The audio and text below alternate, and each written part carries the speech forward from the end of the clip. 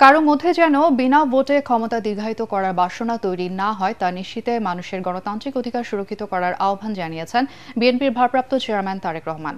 নয়াপল্টনে শ্রমিক সমাবেশে তিনি অভিযোগ করেন, সরকারের একটি অংশ সংস্কার ও নির্বাচনকে মুখোমুখি করতে সংঘাত তৈরির চেষ্টা করছে। বলেন, অন্তর্বর্তী সরকারকে অনির্দিষ্টকালের জন্য সমর্থন দেয়া যাবে না। ফ্যাসিস্টদের উত্থান ঠেকাতে নির্বাচিত সরকার প্রয়োজন। দেখুন কামরুজ্জামান রাজীবের রিপোর্ট। বিএনপির নয়াপল্টন কেন্দ্রীয় কার্যালয়ের সামনে এই শ্রমিক জনতার ঢল। মহান মে দিবস উপলক্ষে শ্রমিক দল আয়োজিত সমাবেশ শুরুর আগেই জনস্রোতে রূপ নেয় কাকরাইল থেকে ফকিরের পুল পর্যন্ত পুরো রাস্তা।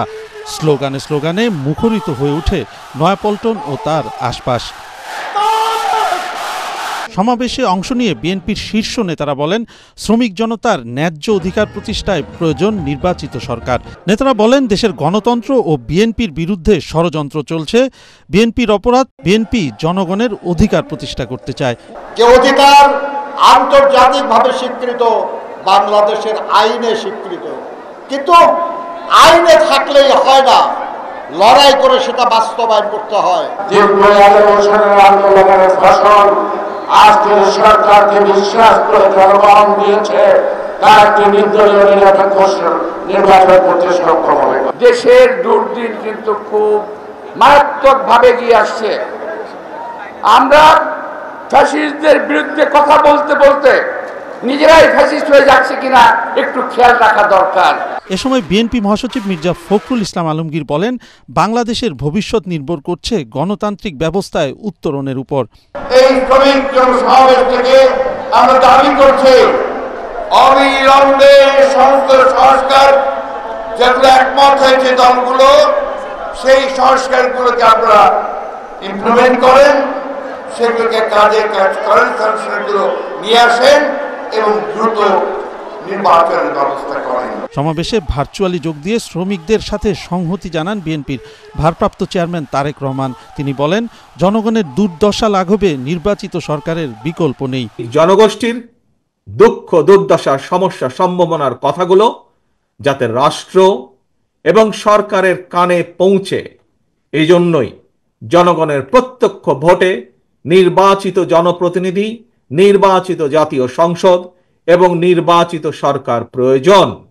কারণ জনগণের প্রত্যক্ষ ভোটে নির্বাচিত প্রতিনিধি, নির্বাচিত সরকার অবশ্যই জনগণের কথা শুনতে বাধ্য। অন্তর্বর্তী সরকারকে সতর্ক করে তিনি বলেন, বিশেষ পরিস্থিতির সরকার জনগণের ভোটে নির্বাচিত সরকারের বিকল্প হতে পারে না।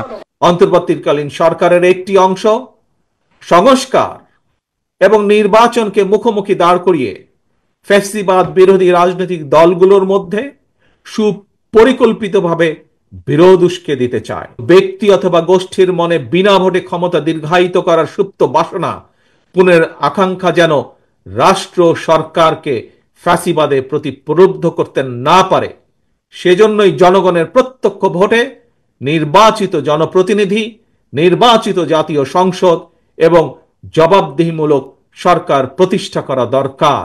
বাংলাদেশকে মানবিক করিডোর হিসেবে ব্যবহার করতে দেয়া জনস্বার্থ বিরোধী দাবি করে তারেক রহমান বলেন, এ ধরনের সিদ্ধান্ত হবে আত্মঘাতী। মহান মে দিবসের এই শ্রমিক সমাবেশে বিএনপি নেতারা বললেন, শ্রমিকদের ন্যায্য অধিকার প্রতিষ্ঠাই বিএনপির অঙ্গীকার।